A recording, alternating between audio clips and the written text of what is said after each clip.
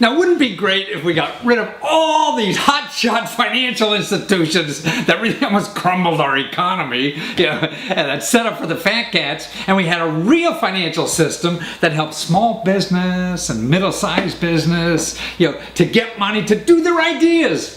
Well, let me introduce you to Simon. And actually, Simon is a guy, he's Simon Dixon, and he's from the United Kingdom, England, he's actually in London. Now, he was a big investment banker guy, and he said, gosh, we should always have this. We should have a banking system for the little guy, to get money, or to start their idea or whatever, and not all these expensive gatekeepers. Well, he set up something online now called Bank to the Future.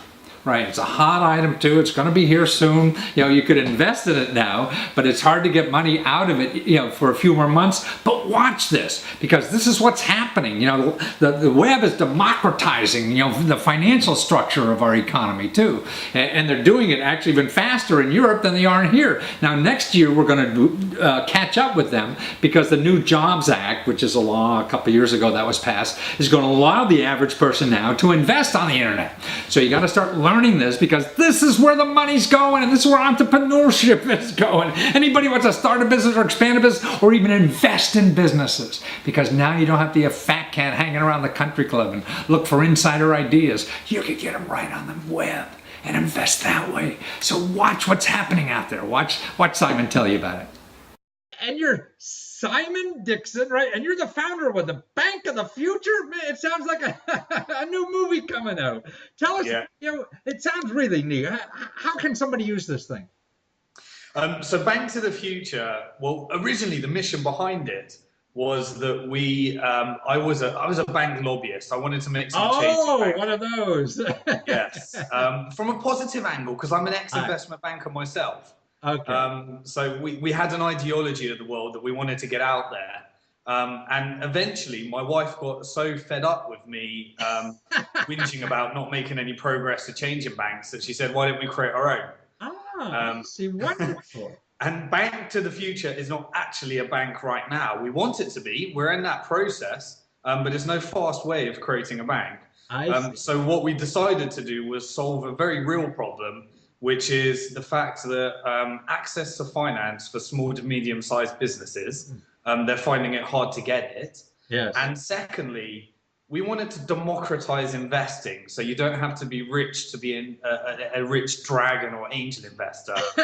we wanted to move to a world where anybody could fund the businesses that they wanted to fund. I see. And it could be funded based upon shared ideology. So in other words, you don't have to be an insider to get the next Facebook or something like that. You can find it yourself and get right on the ground floor, huh? Absolutely. The world we're passionate about creating is a world where it's not venture capitalists, it's not banks, it's not just rich people determining who gets funded. It's anybody determining who gets funded. So now people are the banks, people are the angel investors, and people are the venture capitalists. So you were a bank lobbyist and decided you want to change the banking industry? You just went and did it, huh? Yeah, well, just started. I mean, my first introduction was banking was actually getting rejected from 96 banks for a job. So I started as a T-boy, worked my way up. A few years later, I was an investment banker. But no, you just start somewhere and you build something and you figure out what your mission and purpose is. And then you just get on with it, and you tend to attract the people around you that can make that happen. Lots of challenges along the way, don't get me wrong. Oh, of course. If there weren't, you wouldn't get up in the morning. Listen, is this useful for people in the USA? At the moment, not so useful for people in the USA. However, we could steal your idea, right, and do it here? Sorry? Can we steal your idea and do it here? Well, it's actually illegal in the States as we speak. The SEC, Securities and Exchange Commission, and Obama is actually changing the law as we speak to facilitate this in the States. So for the first time, we're doing something that Silicon Valley can't do yet. Wow. Well, can I, as a U.S. citizen, invest in companies there? So you can invest in some of the British companies. There's some regulatory challenges around that. But you have to take responsibility for understanding the law. And I've got to put the disclaimers out there. We're in a regulated environment. I see. So therefore, we have to put you through the risk warnings and mitigate responsibilities. Well, I mean, you would do that here if you invested in something too. Yeah. Yeah.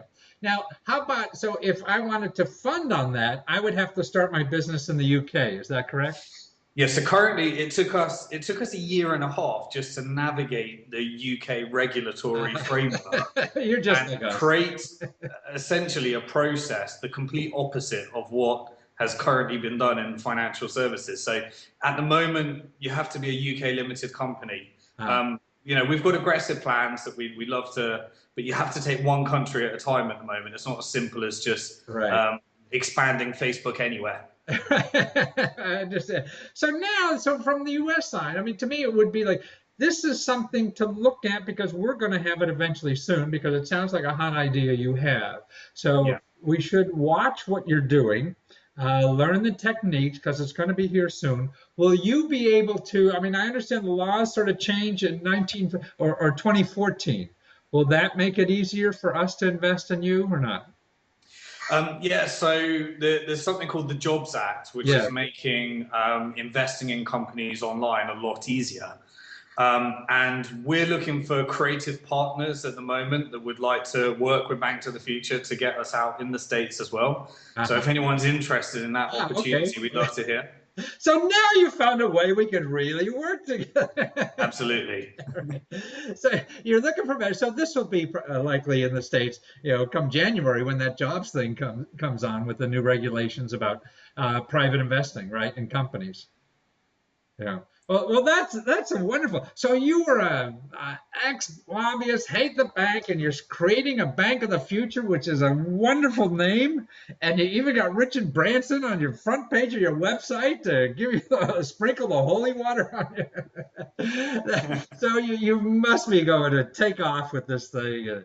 It's just a brilliant idea, and I'm just sorry that we can't invest in there, and all we can do is watch you. Well, it's an idea whose time has come. So, we're in an environment right now where, traditional ways of investing aren't working so well anymore. There's record levels of frustration with traditional institutions like banks. But the internet and social media has really produced all the tools one would need to actually completely change the financial system. And there's lots of disruptive companies like ourselves that are looking to actually facilitate change. I've been working, top down for a long time. Now it's time for some bottom up change. And the thing that I love about entrepreneurs and businesses is that, you can come up with things and you can make such a huge impact in business. The thing that's held them back in the past is access to finance. So if we can solve that, then we can get lots and lots of businesses set up that can facilitate many of the changes that need to happen in the world. And you get a lot of influence if you can get lots of people behind you. And now is the only day in history where we have access to global television networks through Skype and YouTube, and the only day in history where we can, reach a million people on Facebook and Twitter. It's a game changer. And now when those changes meet finance, and the fact that it's cheaper than ever to be in business as well, thanks to these tools, because Silicon Valley is paying the bills for us all to do that. We're in this unique time in history. So don't believe all the negativity out there. There's some big changes that need to happen. Absolutely. But all it is change. That's what it is. It's redistribution. It's change, whether you like it or not, and it's positive because it's getting rid of all those rich middle guys. Absolutely, and we've got the perfect opportunity now to, redistribute wealth. Absolutely. Across. Why wait for the government to figure it out when you can do it yourself, right? Well, we need both of us, but if you want to be more proactive in your approach, today's the time to do it. Yeah.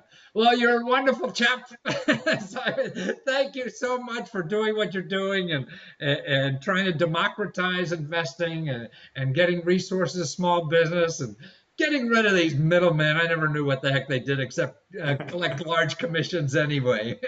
Yeah. All right. Well, thank you for being a breath of fresh air and doing what you're doing. I enjoy it. I'm going to do it till I die.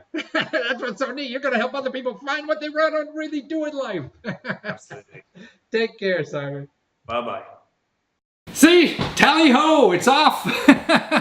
Off to the bank to the future. Yeah, start learning what's going on. I mean, I think there's a lot of exciting things going on in the world, and it's going to be restructuring a lot because of what's going on the internet, and it's fun stuff going out there. You know, the dinosaurs are probably had their days. You got to look for the small guys coming up.